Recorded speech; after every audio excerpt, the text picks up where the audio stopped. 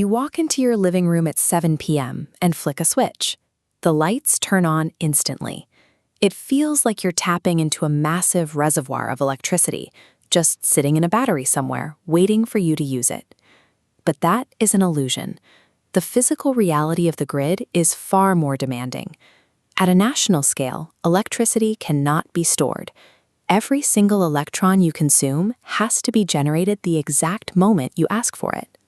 This chart shows a typical daily load cycle, mapping out human demand for power over 24 hours.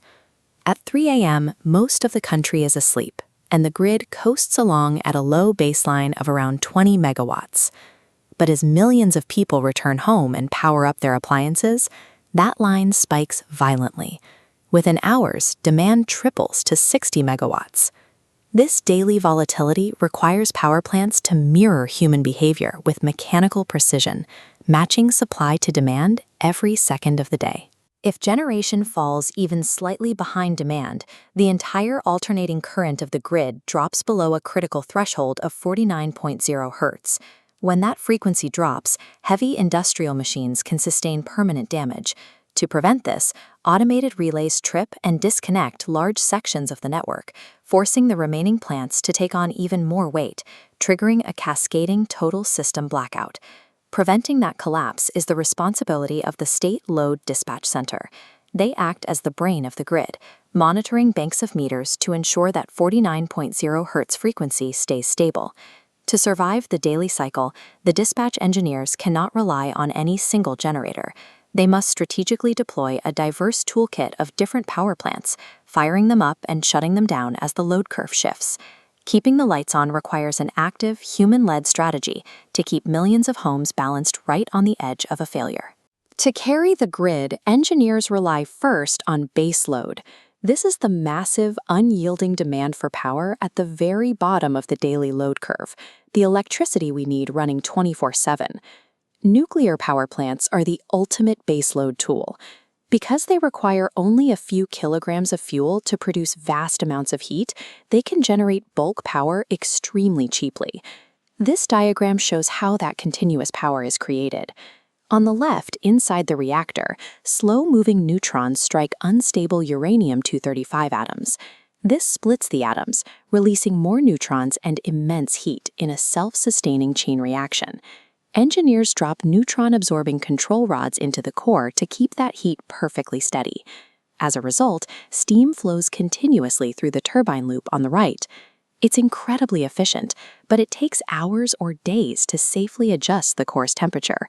It cannot react to sudden evening spikes. The other major baseload provider is thermal coal. In India, coal stations generate 59% of the country's installed capacity. Like nuclear, coal provides massive bulk power. However, it requires highly complex chemical scrubbers to treat the toxic sulfur dioxide in its flue gases before they are released. Baseload plants are the heavy anchors of the electrical network. They provide a reliable foundation, but they lack the agility to handle sudden changes in human behavior. So, what happens at 6 p.m. when everyone turns on their air conditioning and demand shoots through the roof? The heavy lifters can't ramp up fast enough. The dispatch center needs sprinters. They rely on peak load plants, facilities designed specifically to start up in minutes, even if their fuel is more expensive. Diesel-electric power plants are the standard peak load solution. They possess a very simple mechanical layout and respond instantly to load variations. For large units over 75 kilowatts, engineers bypass manual starting cranks entirely. Instead, they blast high-pressure compressed air directly into the cylinders, forcing the massive engine to turn over and fire under its own power. These diesel plants operate as fast-acting emergency responders. They're too expensive to run all day, but their speed is exactly what keeps the grid stable when demand unpredictably spikes. Today, grid management faces a new engineering challenge: integrating green energy. This pie chart breaks down India's installed capacity by source.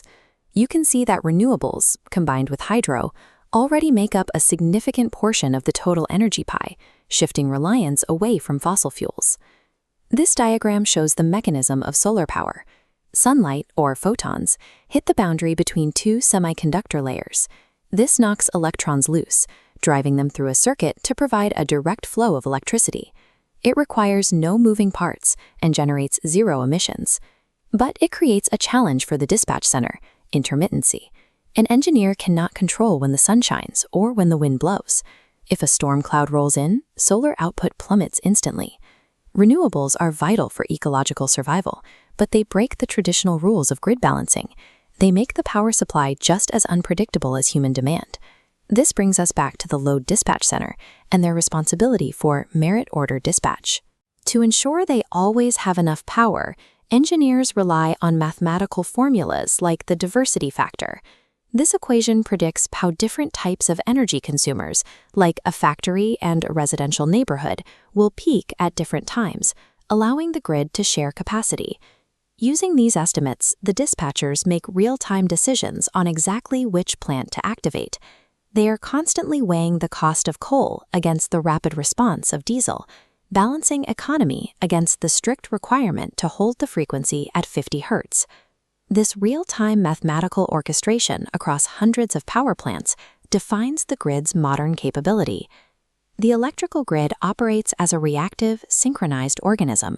It pulses, shifts, and reacts in synchronization with the millions of humans living inside it.